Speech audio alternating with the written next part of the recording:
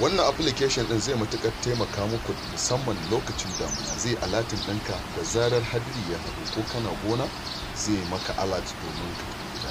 Yaya ake aiki shi? Gashi nan kamar da kuka gani how it work. This weather app alarm you when rain approach. Wannan application ne na weather wanda zai alarming ɗinka lokacin da ruwa yake kusatowa. Za ku sauke shi, zan sa muku link ɗin a comment descriptions, yana cikin telegram channel ɗinmu, sai ka sauke shi domin a wannan yanayi na damuna musamman manoma da masu tafiya guri mai nisa, to wannan application zai matuƙar taimaka musu domin ya alarming ɗinsu lokacin damuna.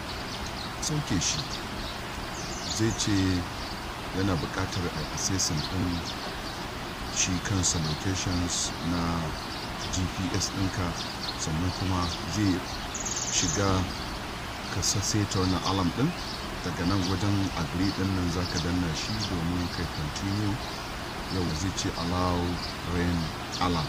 Yau shi alarm ne na ruwan sama, kuma yanzu kuma a lokacin da muna muke ga shi nan duk how it work, location, alarm, sai ka zo ka ce agree. Kana danna nan gurin agree ɗin. Yau gashi na analysis applications, yau kana dannawa. Yanzu za mu shiga cikin application ɗin domin ku ga daga nan sama wajen light da menene da yanayin kaloli. Yau gashi nan zai locate shi kansa map ɗin da kake. Gashi nan daga sama za ka ga matakin digiri na rana, sannan kuma za ka ga ɓangaren da ake da kuma ɓangaren da hadiri ya haɗu duk ta wannan application ɗin. Daga nan sama akwai ɓangaren satellite na map da za ka danna domin ya fito maka da asalin structure ta shi yanayin da kake. Yau nan jihohi ne kamar da kuke gani zai capturing, sannan kuma alarm ɗin kawai an wadatar. Daga nan wajen kunna wannan za ku ga kamar alamar an yi play, to sai ka danna shi. Shi ma ne nan kusan yake reading yake aiki a lokacin da ka shiga ka gamtawa shi kenan batar wani abu.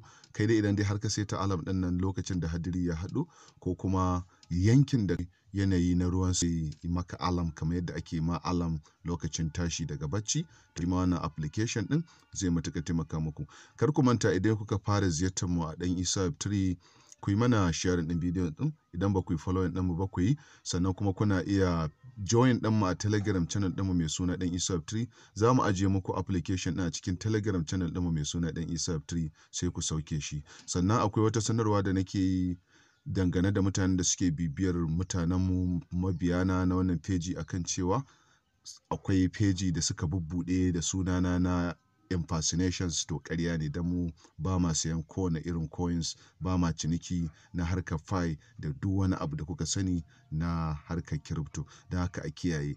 Duk wanda ya ce muku shi ne ɗan Isa Web3 ku tura masa kuɗi, to ƙarya yake. Sannan kuma wannan application ɗin kamar daga wajen light da heavy ɗin nan kun gani zai fito muku da ina ne yake da weather ta ruwan sama da dai sauransu. Kar ku manta idan bidiyon ya burge ku, ku yi mana sharing ɗinsa zuwa ga 'yan uwa ga abokan arziki. Mun gode.